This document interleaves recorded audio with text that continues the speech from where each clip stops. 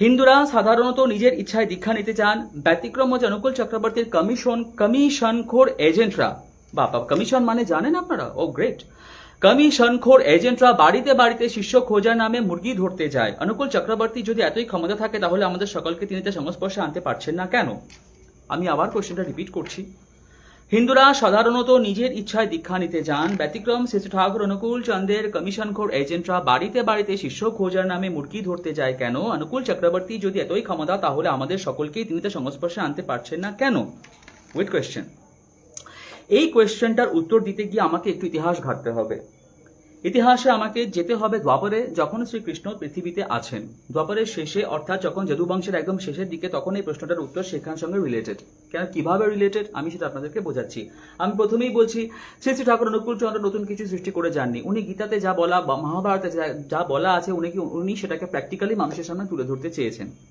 ইতিহাস বলছে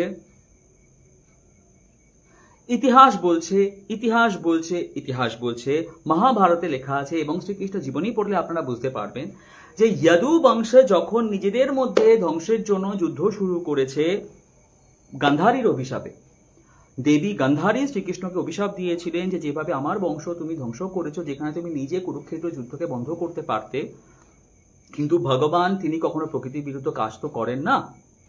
রাম রাবণের যুদ্ধ হতো না যদি রাম তুড়ি মারতো, রাবণ মারা যেত। কেন? রাম ভগবান, তা সত্ত্বেও তাকে লড়াই করতে হয়েছে।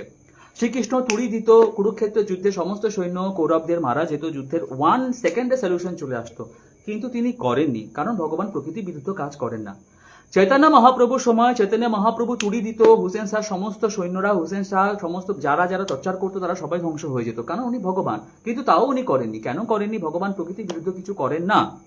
তো শ্রীকৃষ্ণ সেটা করেনি। সেই কারণে মাতা গান্ধারী শ্রীকৃষ্ণকে অভিশাপ দিয়েছিল যে কেন তুমি এই কুরুক্ষেত্র যুদ্ধে আমার সমস্ত বংশকে শেষ করে দিলে, তোমার দ্বারাই এটা হয়েছে, তাই আমি তোমাকে অভিশাপ দিচ্ছি, যদু বংশ ধ্বংস হবে। শ্রীকৃষ্ণের এই অভিশাপ উনি বহন করে নিয়েছিলেন। উনি আজ্ঞা করেছিলেন যে ঠিক আছে, ওকে, তুমি যা বলেছো তাহলে সেটাই হবে, আমার বংশ ধ্বংস হবে।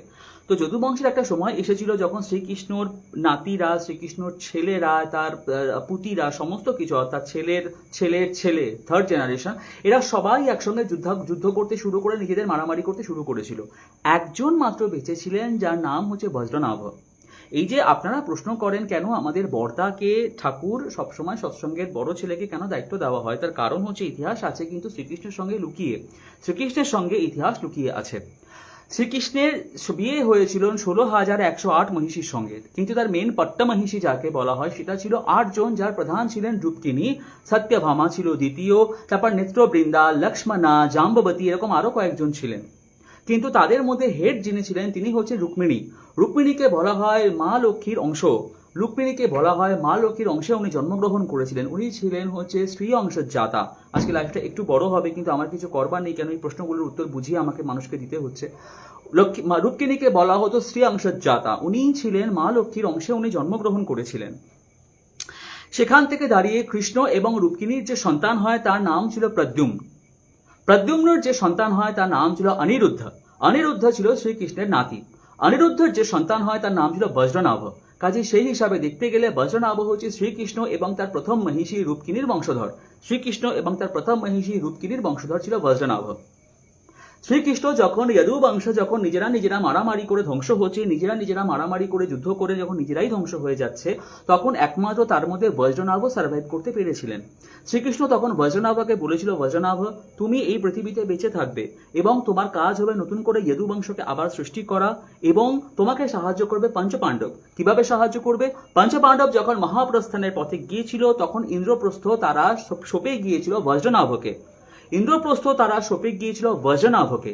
শ্রীকৃষ্ণ বজ্রনাভকে বলে গিয়েছিলেন, বজ্রনাভ, তোমাকে কিন্তু আমার প্রচার করতে হবে, তোমাকে ধর্ম প্রচার করতে হবে, তোমাকে যদুবংশ হিসেবে তুমিই বাঁচবে, তোমাকেই সেই প্রচারগুলো করতে হবে। এবং সেক্ষেত্রে বজ্রনাভ তার নিজের সমস্ত জীবন দিয়ে সেগুলো পালন করেছিলেন। ইন্দ্রপ্রস্থ যখন উনি পেয়ে যান, যখন পঞ্চপাণ্ডব ওনাকে ইন্দ্রপ্রস্থ দিয়ে দেয়, তারপর উনি সমস্ত ওনার যারা কর্মী যারা ছিল, সমস্ত মানুষ যারা ছিল, তাদের দিয়ে শ্রীকৃষ্ণের প্রচার উনি আরম্ভ করেন। সৎসঙ্গেতে আমাদের শ্রী ঠাকুর আমাদের বর্দাকে সে দায়িত্ব দিয়ে গিয়েছিলেন যাতে বর্দা ঠাকুরের প্রচার করতে পারে এবং বংশধরদের প্রথমেই যাতে সেই অধিকার পায়, এটা শ্রী ঠাকুর সেই সিস্টেম করে দিয়ে গেছিলেন। কাজেই আপনাকে এবার বজ্রনাভকে ডেকে জিজ্ঞেস করতে হবে যে উনি কেন মুরগি ধরতেন। কাজেই সেখান থেকে যদি আপনি সে মুরগি ধরার টেকনিক বা মুরগি ধরার উত্তর পেয়ে যান, তাহলে নেক্সট টাইম কোনো সৎসঙ্গীকে আর সেটা জিজ্ঞেস করবেন না। সৎসঙ্গে যা হচ্ছে সমস্ত কিছু ইতিহাসের পুনরাবৃত্তি হচ্ছে। সৎসঙ্গে যা হচ্ছে, আমি আবারও বলছি, হিস্ট্রি রিপিটস বলে একটি কথা আছে, অর্থাৎ ইতিহাসের পুনরাবৃত্তি হয়। সৎসঙ্গে যা হচ্ছে ইতিহাসের পুনরাবৃত্তি হচ্ছে। ইতিহাসে কেন এই ঘটনা ঘটেছে সেটা এবার আপনাদের টাইম মেশিনে গিয়ে ইতিহাসে গিয়ে জানতে হবে।